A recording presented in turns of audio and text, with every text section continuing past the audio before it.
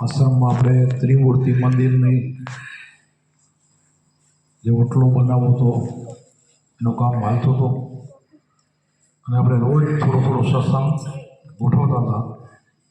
આજે એનું કામ પૂર્ણ થઈ ગયું એટલે હમણાં કદાચ અમે પણ નહીં આવી શકીએ.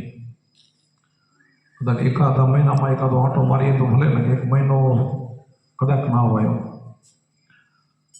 એટલે ખૂબ ખૂબ આપણે આનંદ કર્યો, ખૂબ ભાવથી પ્રેમથી તમે બધા આવ્યા ને આપણે 10-12 દિવસોમાં આખો મોટું બધું વિશાળ કામ કરીને ઓટલાનું. આ તમારો પ્રેમને ભાવ. અને ભજન પણ ખૂબ કરું છું, ભજનની જરૂર ભેગી. આજ ખૂબ સરસ મજાની વાણી પણ થઈ. વાણી એ સત્સંગ જ છે. તો તમને એમ થાય કે બાપુ થોડું બોલે તો અમને આનંદ આવે, પણ વાણી છે એ સત્સંગ જ છે. વાણી એમને એમ નથી બનતી. વાણી જ્યારે સંતોને ઉભરો આવે ને ત્યારે વાણી નીકળે, ત્યારે વાણી બને. નકર તો હમણાં ભાઈ જીવણ સાહેબની વાણી ગાઈ. એ જીવણ સાહેબે 17 ગુરુ પહેલાં કર્યા હતા. કેટલા? 17 ગુરુ એટલે કેવા કે જેને કોઈ દેખી જાય કે આ જટાધારી છે ને, જોગી છે ને, આ ભગત છે ને, એના કડેથી કંઠી બાંધી લે. હવે એનાથી પોતાનું મન સ્થિર થાય નહીં, અને મન સ્થિર ન થાય તો આનંદ આવે નહીં. મન થોડે ત્યાં બધી ભક્તિ થાય નહીં. ખ્યાલ જ બધું મનનો છે. એમ કરતાં કરતાં થાકી ગયા. પછી 17 ગુરુ કરી. પછી એને ગુરુના નામ ઉપર એને અરુચિ થઈ ગઈ. જીવણ સાહેબને એક વખત કોઈ ગામમાં સત્સંગ હાલતો હશે, ત્યાં ભીમ સાહેબ આવી ગયા હશે સત્સંગમાં, અને એ લાભ લેવા ગયા. હવે એનો લાભ લેતા લેતા એમાં થોડોક તલીન પણ થયા, પણ છતાં એનું મન ન માને કે આ બધા એવા ને હોય. એમાં થોડોક ભેટો થયો. એમાં ભીમ સાહેબ રવાના થયા, અને ભીમ સાહેબને આવા માણસ ઉપર બહુ નજર હોય, અને દરેક સંતોની હોય.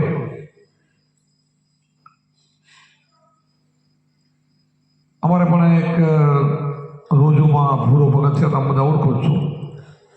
પર અમારે સત્સંગ હાલતો હતો ને એમ આવ્યા. વાણી બહુ સારી બોલ્યા ભાઈ, બોલતા તો એવી રીતે કલાકાર જેવી, અને વાણીનો શોખ પણ ખરો. એટલે સત્સંગ કરતાં કરતાં મેં કીધું, ભગત કેના શિષ્ય છો? તો કે શિષ્ય મેં ગુરુ ધારણ નથી કરી ગયો. વાણી તો સારી બોલો છો. તો કે વાણી એ સારી બોલું છું, ને મને ગુરુની ગોતમાં છું, પણ મારા જોગ મને ગુરુ મળ્યા નહીં કોઈ એમ કે.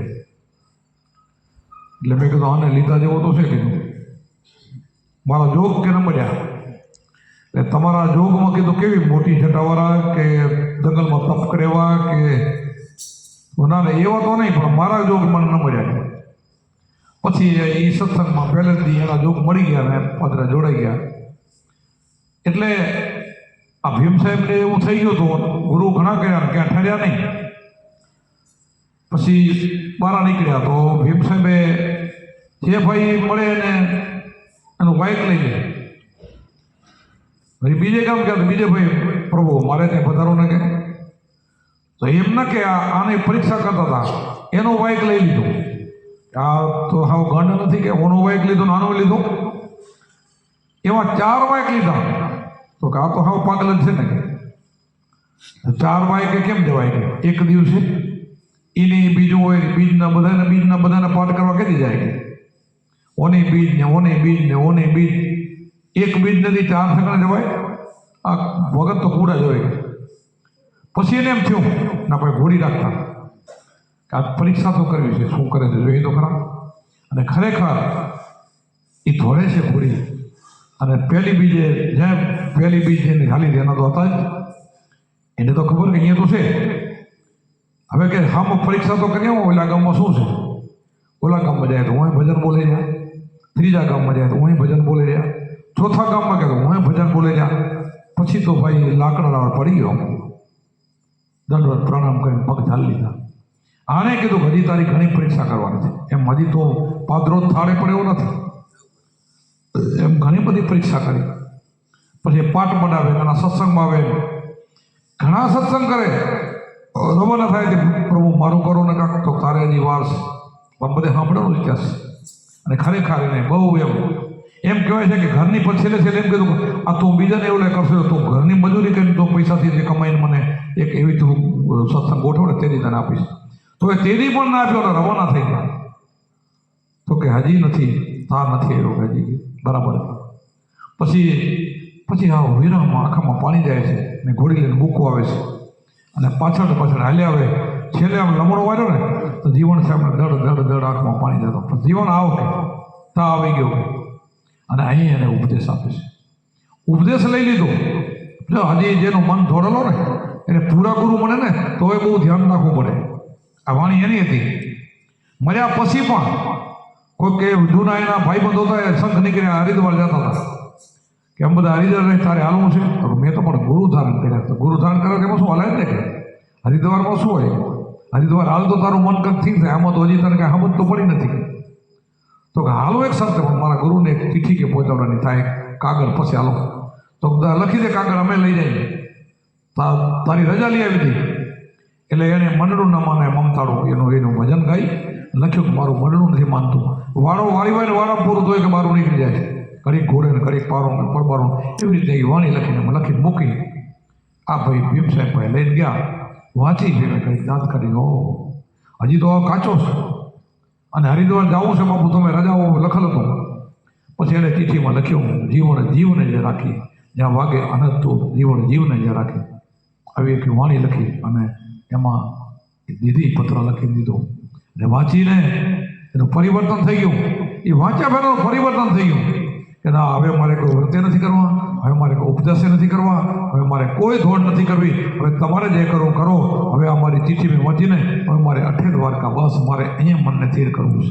આ વાણીમાં થઈને એ વાણી ઉપર સત્સંગ થઈ ગયો. એ વાણી સત્સંગ, આ બધી જ વાણીઓ છે ને સત્સંગ છે. કોઈ બી સંતની વાણી લ્યો એ બધી સત્સંગ છે. એટલે એ સત્સંગ એને થઈ ગયો.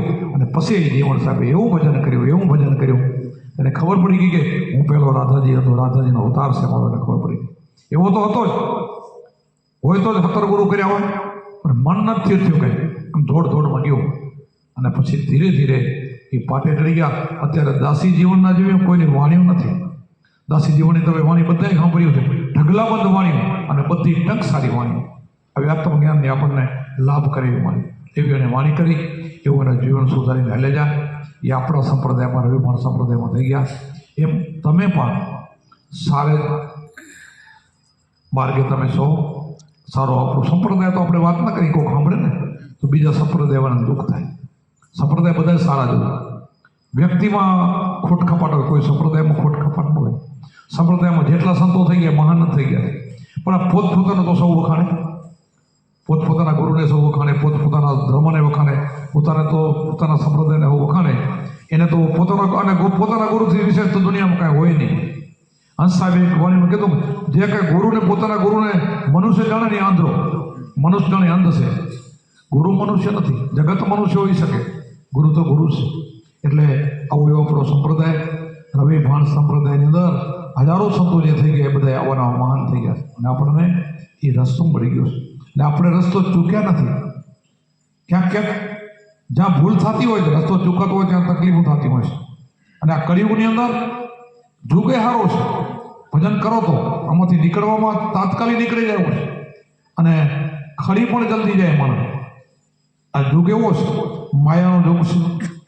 આ જુગ આમ સારો, આમ ધ્યાન ન રાખો તો લપટતા એ વાર નહીં, પણ જે અડગ રહે ગુરુના વચનમાં એ આમાંથી નીકળી જાય. પાનભાઈ જે કીધું ને, મેરું તો ડગે પણ મનના ડગે નહીં, ભાગી પડે ભ્રમણ ભાગે તો ભલે પણ મારું મન ન ડગે. બસ આ વારંવાર બધાએ મન તો પ્રસન્ન કર, કેલતા દર્શન ઘડી તાર, સાધુ સંતોની સેવા કરી લો, વેદવાણી દિલમાં ધાર, વેદવાણીનો કરેલો વિચાર તો માટે મનનો વિકાર. આ મનનો વિકાર કાઢવા માટે ગુરુનો શબ્દ છે. આ અગ્ર ઉપર આપણો ખીડો છે. સવારને હાજ આપણે ધ્યાન કરી, ધ્યાન છે અને ધ્યાનમાં મન ફરોવાઈ જાય, બીજે મન ભટકે નહીં. તો મેરું તો ડગે પણ મનના ડગેની ભાંગી પડે બ્રહ્માંડ